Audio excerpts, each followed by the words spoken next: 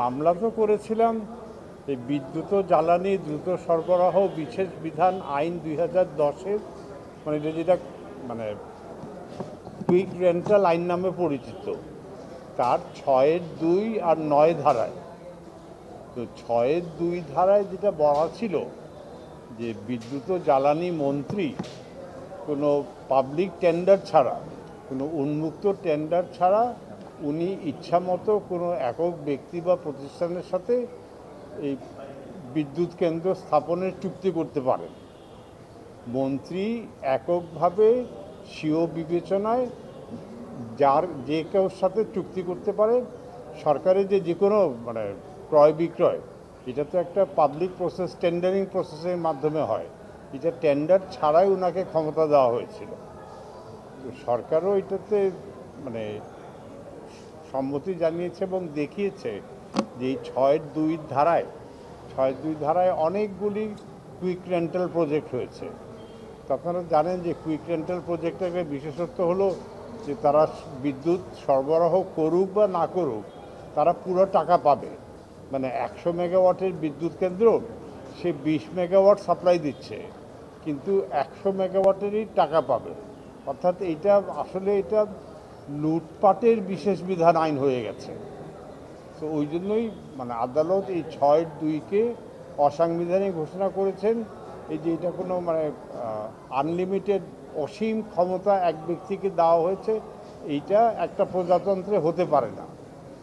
এইটাই মূলত এই কারণেই 6-2-কে অবৈধ ঘোষণা করেছে, অসাংবিধানিক ঘোষণা করেছে। আর আমরা 9 ধারাও চ্যালেঞ্জ করেছিলাম।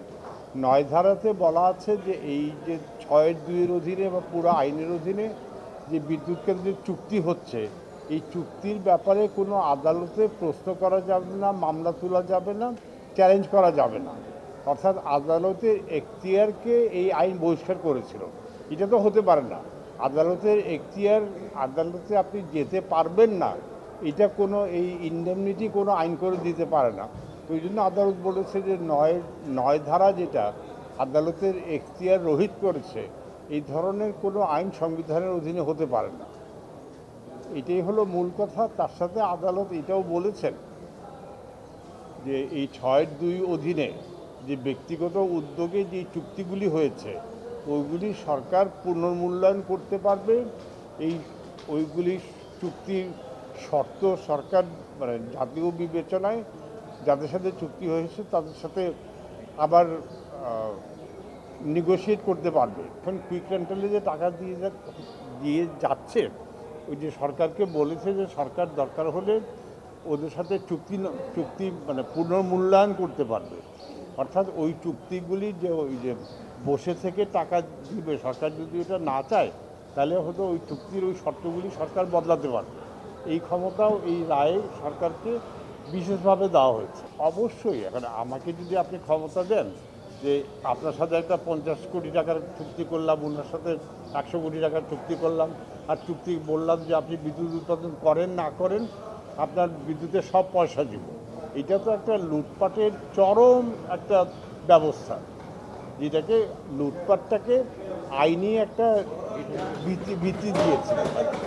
যখন এরকম আইন হয়, একজন মন্ত্রীকে অসীম ক্ষমতা দেয়, এটা তো মানে কালারেবল এক্সারসাইজের বাংলা কি, মানে যখন অসীম ক্ষমতা দেওয়ার সংবিধান মানেই হলো যে ক্ষমতা সীমিত করা।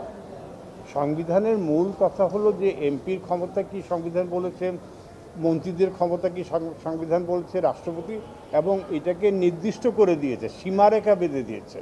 সংবিধান হলো সকল ক্ষমতা, সবার ক্ষমতা, সীমারেখাটা নির্ধারণ করে দেওয়া। তো এটা তো ওই সীমারেখার বাইরে চলে গেছে। হ্যাঁ, ওইটা তো ওই 9 ধারার কনটেক্সটে বলেছে, তাই না? রাষ্ট্রের মালিকদের জনগণ, এটা তো সংবিধানে 7 অনুচ্ছেদে স্পষ্ট করে বলা আছে। এটা তো 52 বছর ধরে বলা আছে। কিন্তু আমাদের যে ক্ষমতা বা মালিকানা, সেই মালিকানাটা এইসব আইন দ্বারা বিঘ্নিত হচ্ছে, লঙ্ঘিত হচ্ছে।